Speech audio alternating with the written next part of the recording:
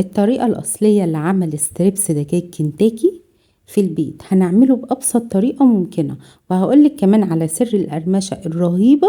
مش هتصدقي ان الزنجر بالبساطة والطعامة دي طعمه خطير خطير بجد ومن غير اي تكاليف. هنعمله في البيت والولاد هيحبوه جدا، تحفة بجد، لازم تجربوه. وهقولك كمان على كل أسرار التسوية والقرمشة والطعم والتوابل المظبوطة اللي تحطيها تبقى ايه. هتعمليه كل يوم، مش هتشتريه من بره تاني. لو لسه اول مرة بتشوفيني، اهلا بيكي في قناة وصفات موني. ما تنسنيش في اللايك وفي الاشتراك، دعمك بيفرق كتير معايا.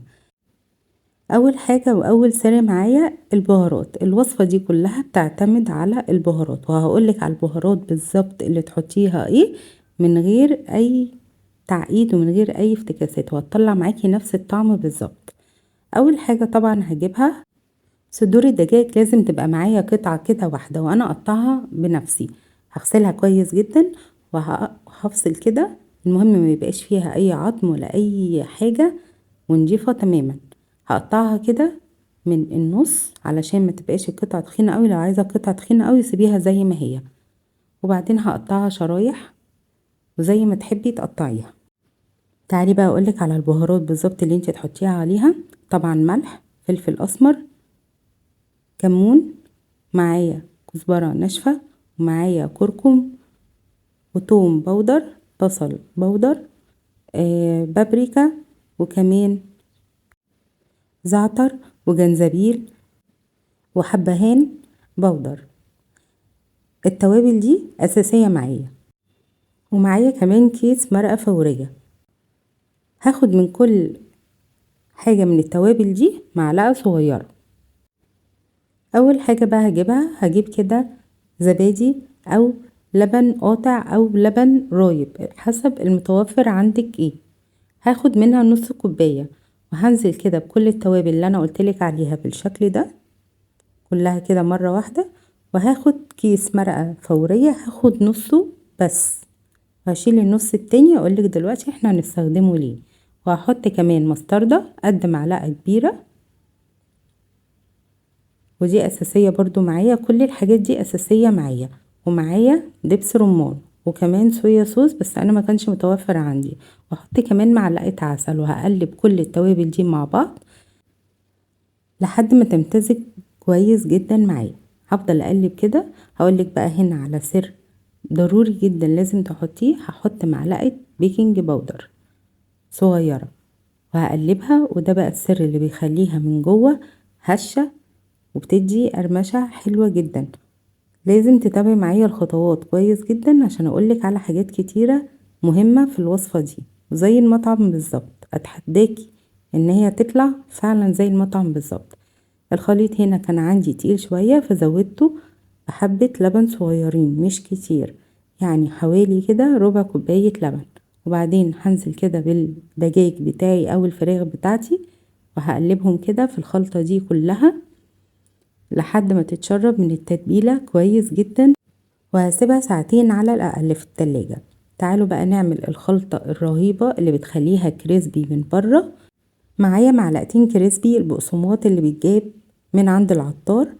هاخد منه معلقتين كده واطحنهم شوية في الكبة، هخليه ناعم شوية بس مش قوي. وبعدين هنزل بمعلقة نشا كبيرة، واحط كمان معلقتين دقيق، او الدقيق على حسب ما انتي بتستعملي كمية الدجاج بتاعتك. وهنزل بالبهارات، نفس البهارات اللي انا حطيتها على الدجاج هي البهارات اللي هحطها على الدقيق.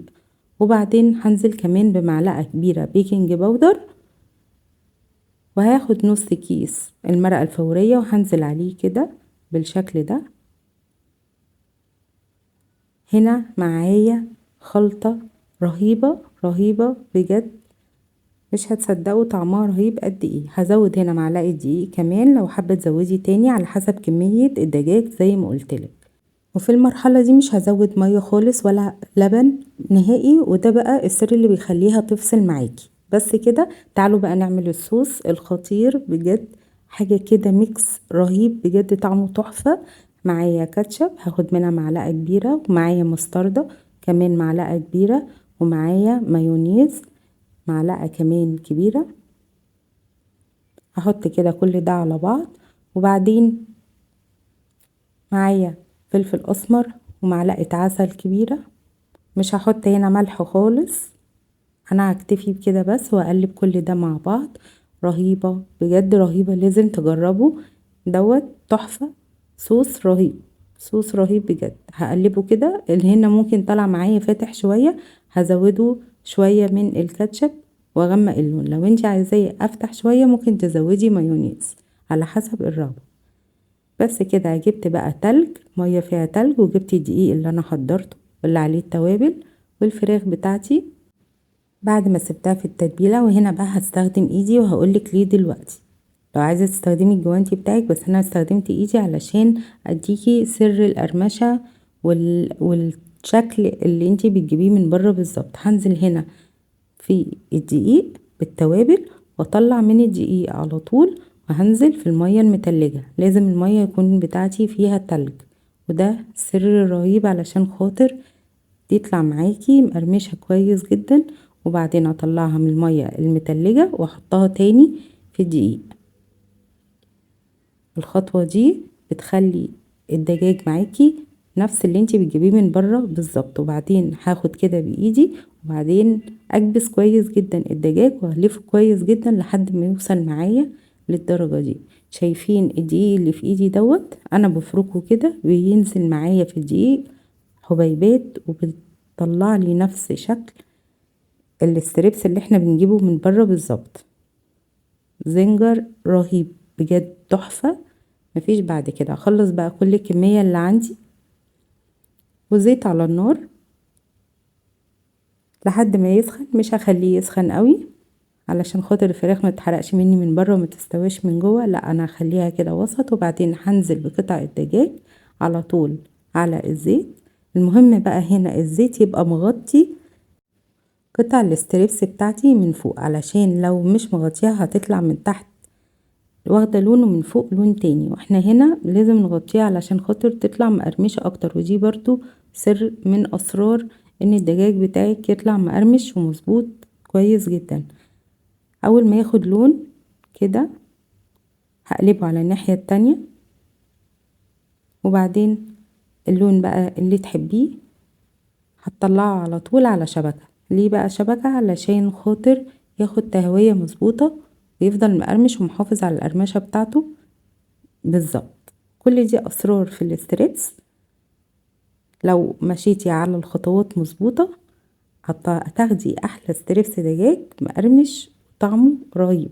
دي الكميه اللي طلعت معايا.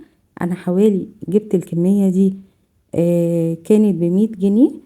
يعني 100 جنيه انا اكلت البيت كله، وطلع لي كميه وفيره جدا. وعملتها كمان نفس بره. تخيلي بقى انتي طبعا لو 5 افراد او 6 افراد هتاكليهم بره ستريبس الدجاج دوت بقد ايه.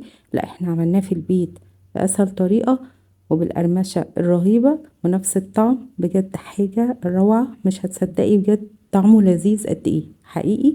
والطبقه هي مفصلتش معايا. امشي بس على الخطوات مظبوطه هيطلع معاكي مظبوط كويس جدا. وقلتلك على كل الاخطاء اللي انتي بتعمليها اللي بتخلي الطبقه المقرمشه من بره تفصل. من النهارده مش هتفصل معاكي ابدا، وهتطلع مقرمشه وهتطلع طعمها رهيب. جربوا الوصفه بتاعتي ومشوا على خطوات مظبوط، ان شاء الله هتعجبكم. بس كده دي كانت وصفتي النهارده، اتمنى ان هي تعجبكم. ما تنسينيش بقى في اللايك وفي الاشتراك، دعمك بيفرق جدا معايا. والسلام عليكم ورحمه الله وبركاته.